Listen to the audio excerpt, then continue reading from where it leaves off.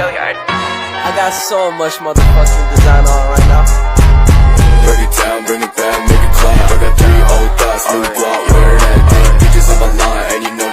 Assalamualaikum warahmatullahi wabarakatuh. Baik, di sini kami akan menjelaskan mengenai database yang telah kami buat.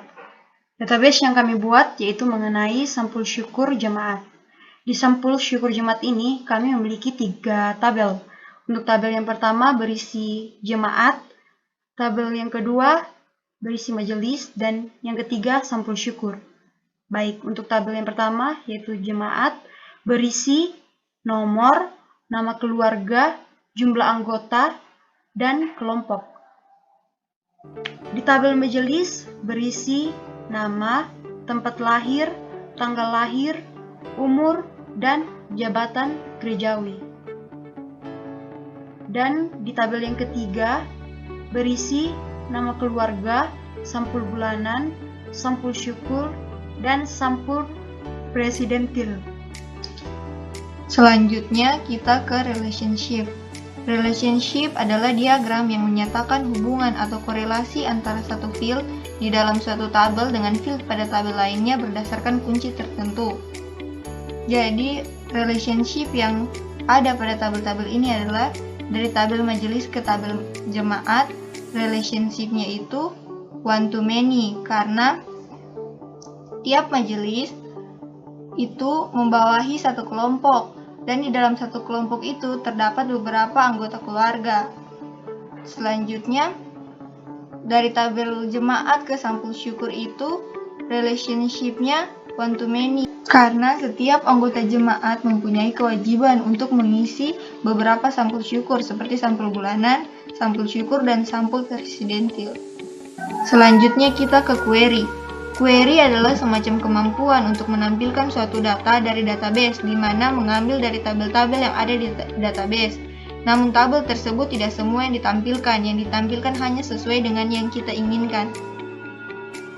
Di sini, query-nya kita mengambil dari beberapa field dari beberapa tabel, yaitu nama keluarga, sampul bulanan, sampul syukur, dan sampul presidentil. Lalu kita tambahkan field baru yaitu total pendapatan.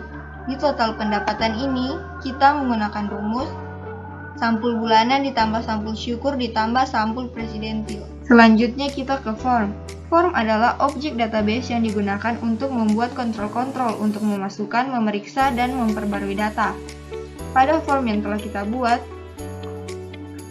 kita membuat 4 button.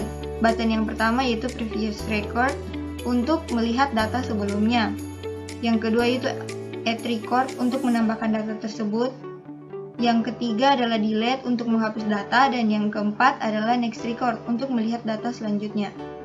Dan data-data yang dimasukkan pada form ini akan secara otomatis terisi pada tabel yang terhubung dengan form tersebut. Selanjutnya kita ke report. Report adalah hasil dari proses input data yang telah dilakukan yang berupa informasi yang mudah dimengerti oleh orang lain. Biasanya laporan nantinya dicetak dalam bentuk printout atau lembaran kertas. Dengan kata lain, report adalah hasil akhir dari proses pembuatan database. Selanjutnya kita ke makro. Makro yang dibuat di sini ada 2, yaitu makro hapus dan makro simpan.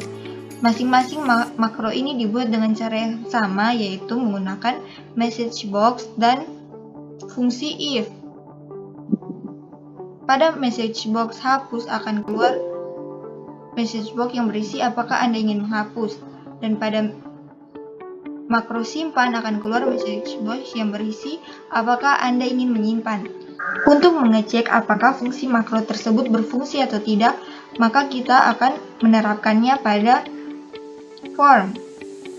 Jika kita tekan tombol add record, maka akan muncul peringatan seperti ini, apakah Anda ingin menyimpan.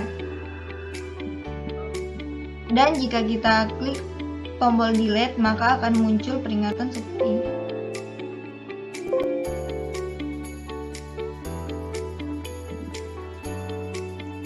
Menu-menu pada makro yang telah kita buat ini untuk meminimalisir kesalahan yang dapat terjadi dalam proses pengolahan data.